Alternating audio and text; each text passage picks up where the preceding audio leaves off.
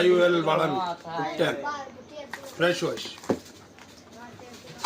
આમ જો ને તો ક્વોલિટીમાં સુપર. ગમે એવા મોટે ખીલ હોય, ગમે એવા ડાઘ હોય, ગમે એવડા ખીલ પાકી જતા હોય, જૂના હોય, તમારે આરામથી નીકળી જાય એના ને એના. આ એનું ફ્રેશ વોશ છે.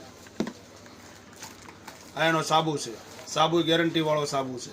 અમે પોતે અજમાઈશ કરેલો છે એટલે આની ક્વોલિટી પણ સુપર છે. શેમ્પૂ એનું જ છે. એ તમને પણ ગેરંટી વાળું છે.